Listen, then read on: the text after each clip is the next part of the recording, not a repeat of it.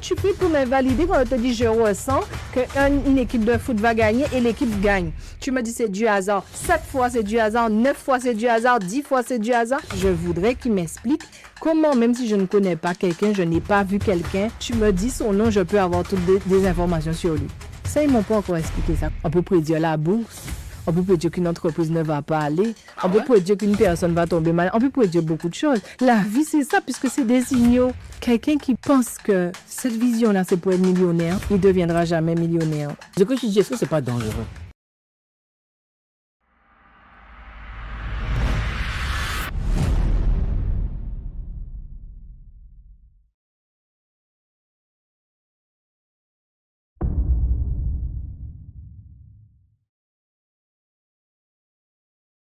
Il n'y a pas de magie, hein. Tu verras. Le seul problème qu'on a, tu veux que je te dise le seul problème? C'est qu'il y a une science dominante, il y a un système dominant et il y a une vision de la vie qui est dominante. Une partie de la population pense que parce qu'elle va analyser, étudier ce qu'elle sait, la vie se résume à ce qu'elle sait. Et dès que ça sort de ce qu'elle sait, ça ne peut pas être validé parce qu'elle ne l'a pas validé en l'expérimentant. Maintenant, qu'est-ce que tu fais de ceux qui expérimentent tout ce que tu ne sais pas? Et pourtant, c'est ce que tu sais qui invalide ce que les gens ont expérimenté. Mais toi, tu m'imposes ce que tu as, ce que tu sais, grâce à ton expérience à toi. Donc, ton expérience prime sur mon expérience à moi. Comment un être humain peut se dire « je sais tout » ? Je suis d'accord. La science est importante parce qu'elle donne peut-être du contenu. La science occidentale est importante. Elle donne voilà, elle a expérimenté des choses. Mais tu ne peux pas rendre caduque ce que je suis dans la mesure que tu ne sais pas que j'existe ou que tu ne me comprends pas.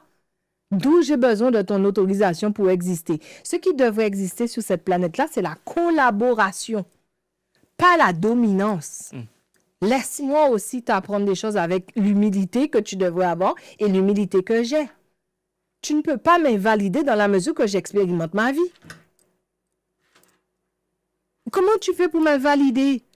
Comment tu fais pour m'invalider quand on te dit je ressens qu'une équipe de foot va gagner et l'équipe gagne? Tu me dis c'est du hasard. 7 fois c'est du hasard, 9 fois c'est du hasard, 10 fois c'est du hasard. Tu ne m'invalides que parce que tu ne m'as pas encore expérimenté, donc tu n'as pas la connaissance de moi et sur moi. Et tu sais que la science commence à faire des... Alors, je vais te donner quelque chose qui est très intéressant. Si je touche un arbre, je suis capable de dire tout ce qu'il y avait sur le terrain, même s'il n'y a plus rien sur le terrain. Et on m'a dit que les plantes ont des mémoires. Quand j'étais au Cameroun, j'ai fait la connaissance d'un monsieur docteur Zobe. Et justement, c'est lui qui m'a mis ça en tête. Je ne croyais pas. Et j'ai fait mes recherches, je me suis rendu compte que ouais. Mais bien sûr. Donc, qu'est-ce qui se passe? Alors maintenant, la science dominante peut l'expliquer. Donc là, les gens me disent, mais si la science le dit, mais quelle science qui le dit? On le faisait déjà. Un peu d'humilité. On ne sait pas tout, mais vous ne savez pas non plus tout. Je touche un arbre et je peux te dire, ouais, mais il y avait une maison là. Dans cette maison-là, les gens ne se sentaient pas bien, les gens tombaient malades, il y a eu beaucoup de personnes décédées, mais en même temps, il y a un qui a pu créer une grosse industrie qui habitait... Comment tu sais ça? C'est extraordinaire. Aujourd'hui, ils ont pris en compte que quand tu touches l'arbre, ton cerveau, ton système capte des micro-informations que l'arbre a conservées parce qu'il est aussi un récepteur. Donc, en fait, mon cerveau, mon système a juste connecté des micro-informations que l'arbre a réceptionnées. Ça veut dire qu'il a pris conscience de ce qu'il y avait sur le terrain et il me transmet l'information. Ils ont découvert ça, tu vois. Par exemple, quelqu'un derrière moi te dit, tu sais cette personnellement? Mais tu la connais pas, comment tu sais ça? Ensuite, quelqu'un vient et dit, oh là, qu'est-ce qu'il est mort? Il m'a dit qu'il mentait. Tu le connais? Je dis non, je le connais pas. Mais comment tu sais? Tu n'as même pas parlé avec lui. C'est là qu'on va te rendre extraordinaire. Je ne suis pas extraordinaire. La science dominante le dit. Vu qu'il émet des signaux dans sa voix, sa posture, tout, il émet des signaux. Mon cerveau a capté les micro-signaux. J'ai pas même le voir. Le cerveau, il capte. OK? Donc là, pour le moment, ils expliquent ça. Maintenant, je voudrais qu'ils m'expliquent comment, même si je ne connais pas quelqu'un, je n'ai pas vu quelqu'un, je ne sais rien de la personne, tu me dis son nom, je peux avoir toutes des informations sur lui. Ça, ils ne m'ont pas encore expliqué ça. Comment sur le nom de quelqu'un, je peux avoir autant d'informations sur lui? Ça, ils arrivent. Mais ça ne veut pas dire qu'il m'invalide.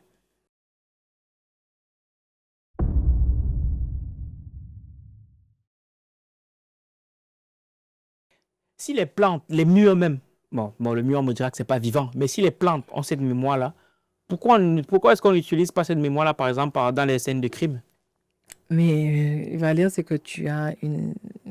Je suis désolée, mais tu es limité dans ce que tu sais, puisqu'ils utilisent tout ça sur des scènes de crime. Et les murs, oui, tout conserve de l'information. Alors, ne dis pas que c'est parce que c'est vivant. Tout peut conserver, même du plastique conserve de l'information, d'accord? Aujourd'hui, surtout aux États-Unis, ils utilisent énormément des personnes comme moi sur des scènes de crime. Mais pourquoi c'est pas aussi vulgarisé? Pourquoi on ne fait pas une école dans laquelle on formerait Mais davantage bien de sûr que personnes? ça existe, sauf que la science dominante ne t'a pas encore étudié. Vu qu'ils m'ont pas encore assez étudié, ils ne me donnent pas encore la validation d'exister. Ah, ok, d'accord. Je vois. Tu vas voir. S'il y en a un là qui me regarde et dit, elle dit qu'elle peut faire ça, elle doit venir dans mon laboratoire, je vais texter. Même là, si ce n'est que moi qui teste, ils risquent de m'invalider parce qu'ils vont dire, ouais, tu es un cas isolé. Moi, je ne suis pas un cas isolé, on est 9 milliards. Non. Ce qui m'a fabriqué, c'est pas dit, ouais, j'ai du temps à perdre, je vais la fabriquer, elle. Je ne me sens pas comme ça. J'ai assez de valeur pour me dire qu'il y a d'autres comme moi parce qu'on existe. On est là, en fait. Mais on attend qu'on nous valide. Tu sais que, Valère, le premier problème que tu as avec ta relation vibratoire avec toi-même, c'est parce que tu n'es pas validé par la science dominante. Ah oui, c'est vrai ça. Non, c'est la vérité. Tu ne peux pas croire en toi parce qu'ils n'ont pas validé. Validé comme quoi, ouais. Tu comprends ce que je veux te dire? Alors, demain, par exemple, on va voir sur les TDAH, HPI. Oui. C'est des gens qui souffraient. Dès lors, maintenant qu'ils savent ce qu'ils ont, ils souffrent. Ils souffrent, mais maintenant, ils ont une consistance. Ils peuvent s'occuper d'eux. Ils peuvent... Mais J'ai attendu qu'on leur mette une étiquette. Mais il a fallu que quelqu'un leur dise, je t'ai étudié, j'ai pris en compte ce que tu es, je vois qui tu es, et maintenant, je te donne l'autorisation, toi aussi, de découvrir que finalement, tu n'as pas un problème, mais tu as une particularité que maintenant tu dois... Ah oui, tout le temps, tu dois me valider pour que je me valide. Et un jour, je te dis, pardon, ils vont dire que je suis un but de ma personne, mais je te dis, merde, en fait, ne me valide pas. Croisant nos vérités. Je sais m'habiter. Je sais qu'il y a quelque chose en moi. Je sais que je ne fonctionne pas comme toi. Ne me valide pas ou ne m'invalide pas. Tu n'as pas ce pouvoir-là. Maintenant, croisons nos vérités. Si tu as les machines, mais moi, je viendrai avec ma vérité aussi. Mais ça, rares sont les personnes qui se disent, je peux me valider par moi-même. Tu vas douter. Si tu es grosse, tu n'es pas une belle femme. Pourquoi? Les signaux, c'est que tu dois être mince. Si tu es une femme super intelligente et que tu peux tout casser, tout, dans les réunions, tu vas te faire petite parce que... Mais ça n'a pas été validé. Ouais, tu comprends. Mais le jour qu'on va te dire, tu es intelligente, hein? Qu'est-ce que tu es intelligente? Alors, je vois que tu es intelligente. Oh là là, tu es intelligente. Mais les gens me le disent. Tu comprends ce que je veux te dire? Et même des fois, quand les gens te disent, tu es puissante, tu es si, tu dis... tu te trompes. Tu vois? Et puis quand 2 milliards te l'auront dit, tu dis, ah ben d'accord, là c'est bon. Ça veut dire que je suis intelligente, tu vois? Mais toujours parce que les réponses se comparent toujours aux autres. Je suis intelligent parce qu'il y a quelqu'un peut-être entre guillemets qui l'est moins que moi. Non, parce que tu aimes bien recevoir les signaux des autres. C'est ça qui te fait kiffer. Ressentir que celui-là est plus intelligent que toi, donc il t'a validé. C'est pas juste te comparer, c'est les signaux que tu acceptes de recevoir. Moi, je suis de nature à émettre. Je ne suis pas de nature à te recevoir. Tu me dis quelque chose, je prends de toi ce dont j'ai besoin. Ce dont je n'ai pas besoin, je te jure que tu vas le garder. Tu vois la différence ou pas? Parce que je te vois comme un champ de signal. Je te vois, je te perçois. Moi, je ne suis pas de nature parce que tu as fait l'école de tuer. Non, moi, je vois que oui, tu peux me dire certaines choses. Oui, je vais prendre. Je ne sais pas tout. Mais par contre, il y a un moment, chez moi, c'est moi qui suis la reine chez moi. Je règne chez moi. Si tu es chez moi, j'accepte qui tu es, mais tu es chez moi. Donc, tu ne salis pas les murs comme tu veux, tu ne repeins pas tout. Tu comprends ce que je veux te dire? Je prendrai ton avis. D'accord. Et est-ce qu'avec l'intelligence vibratoire, on peut lire le futur? Mais en fait, c'est des signaux. C'est ce que j'essaie de t'expliquer. Et même Albert Einstein l'a dit, le temps n'existant pas. Ça n'existe pas. Je te donne un exemple. Tu vas sur une île déserte, il n'y a pas de montre, il n'y a pas tout. Qu'est-ce que tu vas prendre comme repère? Le lever et le coucher du soleil. On est d'accord? Ouais. Tu vas t'enfermer dans le lever et le coucher du soleil. Et ton système intellectuel, ton cerveau suit ce cycle-là. On est d'accord ou pas? Ouais. Mais vu qu'il n'y a pas de temps, puisque tu n'as pas de montre et tout, tu vas prendre des brindilles, tu vas mettre, tu vas machin, Et un jour, on te découvre et tu dis, ben, j'ai créé cette maison-là. Tu te dis, en 20 ans, c'est ce que tu avais? Tu dis, mais non, mais moi, j'ai juste créé ma maison. Je n'ai pas pris 20 ans pour créer ma maison. J'ai créé ma maison. Tu comprends ce que je veux te dire? Donc, à ce moment-là, lui, il a lu l'avenir. L'avenir, c'était quoi? Quand j'ai vu les brindilles, j'ai vu les signaux, j'ai vu déjà le schéma vibratoire, je ressens que je dois le faire. L'intelligence vibratoire m'a guidée, j'ai créé ma maison et pour moi, je savais que j'allais créer cette maison-là. Je savais que quelqu'un viendrait quand j'aurais fini cette maison-là. Je ne sais pas pourquoi, mais je savais que la maison était ce qui marquait pour moi la fin de mon aventure sur cette île-là. Il a prédire. Tout doit être prédit. Parce que tout est prédictable. C'est ça, ça se Prédictible. dit? Prédictible. Tout est prédictible. Dès lors que tu sais avoir les signaux, tu peux prédire beaucoup de choses. On peut prédire la bourse.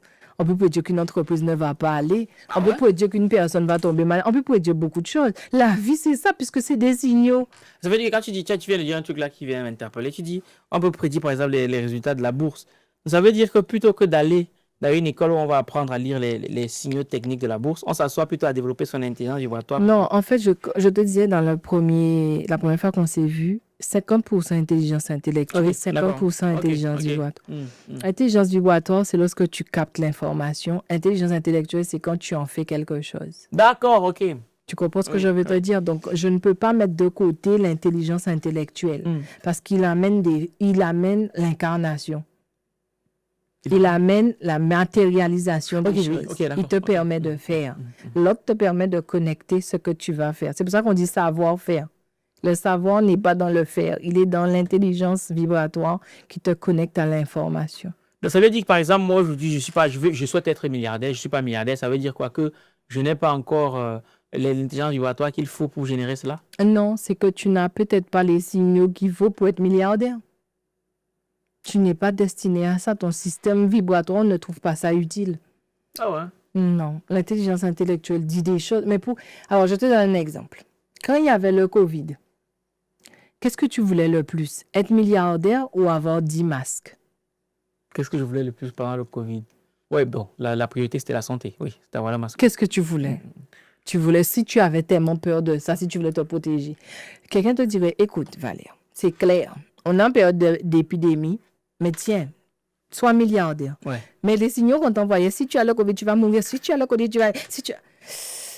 Écoute, un jour, je vais devenir le milliardaire, mais donne-moi les masques. Ton système vibratoire, il fonctionne comme ça. Pas sur ce que tu veux, mais sur ce qui est nécessaire pour toi. Être milliardaire n'a aucune valeur si tu n'as peut-être pas l'amour pour toi. N'a aucune valeur si tu n'as pas de famille pour partager ça. N'a aucune valeur si tu ne te sens pas vivant. D'ailleurs, les personnes qui sont les plus riches ne sont pas les plus heureux. Être milliardaire ne devrait pas être un objectif de vie. Ce qui serait un objectif de vie, c'est vibrer le plus juste possible avec ta vie pour que tu puisses mettre les bons signaux pour que tu vives une vie où tu as tout le temps évolué, où tout le temps tu as fait évoluer les gens autour de toi. Être milliardaire ne veut rien dire. Si Jobs, il est où? Que ces milliards puissent tuer tous les vers et le faire venir. Ça aide, ça contribue. Oui. Mais ce n'est pas l'objectif de ton système vibratoire, ce n'est pas ce qui le fait exister. Mais est-ce que tu ne penses pas que l'objectif de vouloir devenir milliardaire peut être moteur pour grandir? Non, pas du tout. Le truc, ce serait de se dire, avec mon intelligence vibratoire, je ressens que je dois être dans l'abondance. L'argent, c'est dans l'abondance qui rentre. Attends, je vais m'expliquer autrement. Ok, aujourd'hui, moi par exemple, je prends un exemple. Moi, je me dis, ok, je souhaite gagner beaucoup d'argent pour pouvoir avoir plus d'impact. Et maintenant, je me rends compte que pour gagner beaucoup d'argent, il faut que je développe beaucoup d'autres compétences, mon leadership, mon empathie, mon intelligence vibratoire, mon intelligence financière et tout le bazar. Ça, il dit, est-ce que quelque part, ce n'est pas... quand tu dis que ça ne doit pas être un objectif, mais ça peut être un objectif pour nous permettre de grandir. Pour ton cerveau, c'est ton cerveau qui va grandir. Je te donne un exemple. Oui. Il y a un monsieur, il a fait une fois, sa fille s'ennuyait, il a pris des élastiques et les a mis les uns avec les autres. Ouais. Ça a fait un bracelet. Ouais. Et quand la fille a été à l'école, les gens ont dit « Mais j'aime trop ton bracelet !» Alors le monsieur s'est mis à faire d'autres bracelets. Et puis il s'est rendu compte que ça plaisait de plus en plus. Est-ce que tu sais que le gars s'est fait des millions juste avec le bracelet? Est-ce qu'il a développé des compétences? Est-ce qu'il a fait tout ce que tu veux, s'agiter, machin? Non. Le mec a dit, je ressens que l'importance pour moi, c'est d'amener une vibration à ma fille. L'importance pour moi, c'est d'évoluer en aimant quelqu'un. L'importance pour moi, c'est de contribuer à la vie de quelqu'un. Je me suis posée, j'ai ressenti, qu'est-ce que je pourrais lui apporter? Et je ne sais pas vous expliquer. C'est comme si j'ai vu le bracelet et je lui ai donné ce bracelet-là.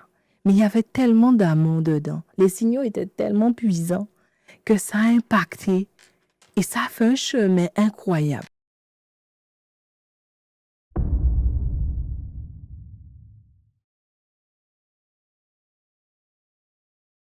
J'ai l'impression que ça rejoint ces personnes qui disaient que si aujourd'hui, la richesse, c'est Dieu qui donne. Et ça les enferme dans une certaine léthargie à mot de bon, si aujourd'hui je suis pauvre, c'est peut-être parce que Dieu a voulu que ce soit comme ça. Alors, quand le monsieur il a cueilli le bracelet et qui s'est mis à vendre pour être millionnaire, combien de nuits blanches il a fait pour développer le concept? Combien d'industries qu'il a dû payer? Ah, plusieurs. Comment l'import-export s'est fait? Il y a toujours 50% où il a ressenti et 50% où il a fait. Je ne t'ai pas parlé de... on est allé aux millions. Mais la base n'était pas ses compétences. La base était la vibration, le signal qu'il a émis, qu'il a cru dedans, qu'il a su piloter pour pouvoir l'incarner. Et ça lui a amené de l'argent. Donc, en fait, tous les bons projets, et je ne sais pas si ce que je raconte est débile, j'espère que c'est débile et les gens iront voir. Mais moi, je pense que les plus beaux projets partent d'une vision. Oui, je suis d'accord. Je te rejoins tout à fait.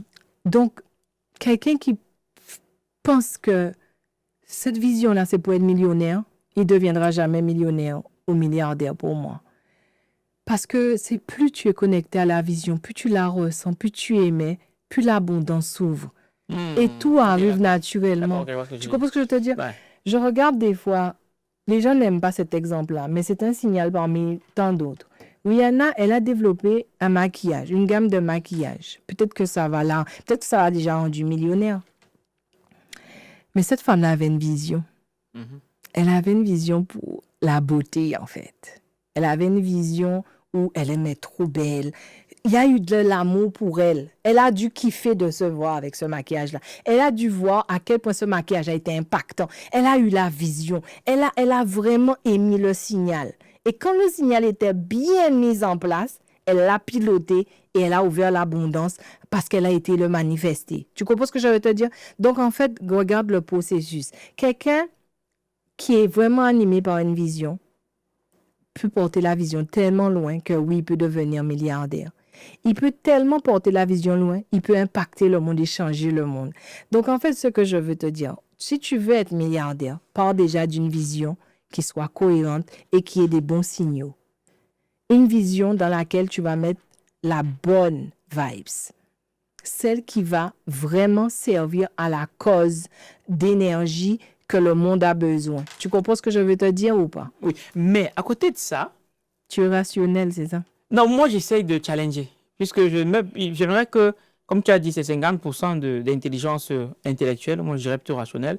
50% d'intelligence vibratoire. Donc, moi, j'aimerais challenger. Le but, c'est pas juste de valider, c'est de challenger. Parce que quand on le fait, c'est pas que pour moi. C'est aussi pour que derrière, les gens puissent écouter et puissent raisonner. Comment tu expliques alors le fait que des gens sont devenus multimilliardaires grâce à l'esclavage, par exemple? Ils avaient une vision. C'était quoi leur vision? Esclavagiser tout un pays? Ils avaient une vision. Tu te rends compte de ce programme qui existe jusqu'à maintenant?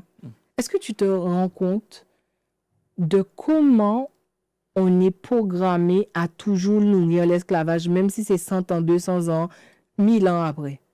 C'était une vision tellement puissante que ça a émis tellement de signaux que c'est rentré dans notre chair.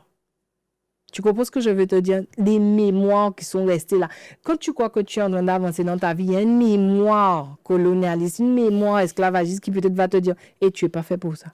Reste à ta place. » Et si tu n'as pas l'intelligence vibratoire pour dire « Ah, cette mémoire-là, je te reçois. Maintenant, je vais t'émettre le bon message. Ferme ta gueule. » Bon, je suis un Non, peu, il n'y a pas de je problème. suis un peu Ouais, bourrin. ouais. Tu vas pas lui dire ça. Mon Dieu, ne m'écoutez pas sur ce mot.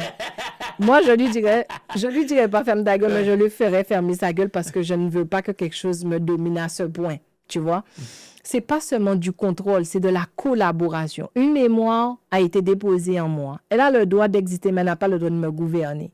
Elle fait partie de ma constellation. Elle fait partie de mon univers. Mais reste à ta place d'étoile. C'est pas toi qui gères l'univers que je suis. Tu comprends ce que je veux te dire? Tu es une étoile et tu es voué à disparaître. C'est ton destin. Donc, ne me viens pas.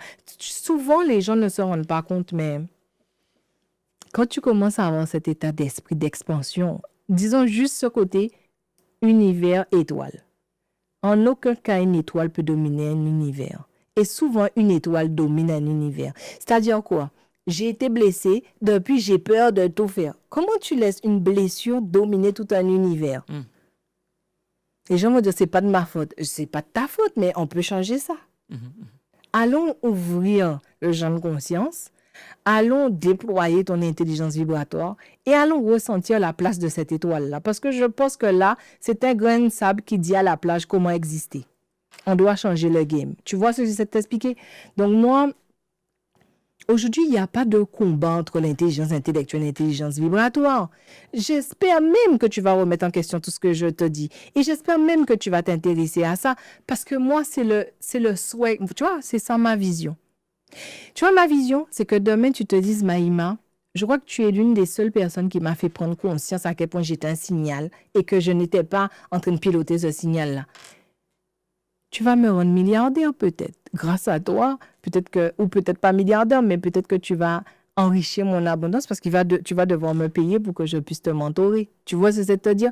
Donc, ma vision, elle est forte, elle est puissante, elle émet un signal qui est clair. Je suis déterminée à ce que les personnes intuitives arrêtent de jouer petit. Je suis déterminée à ce que l'homme ne se résout pas qu'à son intelligence intellectuelle. Je suis déterminée à ce qu'un être devienne pleinement ce qu'il est dans sa pleine puissance. Ce n'est pas moi qui ai inventé cette forme d'intelligence, tu l'as en toi.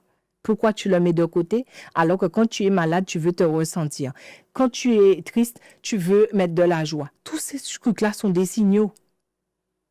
Aujourd'hui, il faut que tu comprennes que tu es un Wi-Fi qui envoie des signaux et qui récupère des signaux.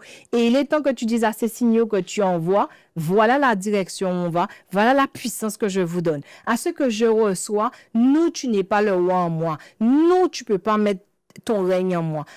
Non, tu ne dois pas me soumettre. Je vais te faire collaborer avec moi. Il faut qu'on soit dans notre présence. Tu comprends ce que je vais te dire?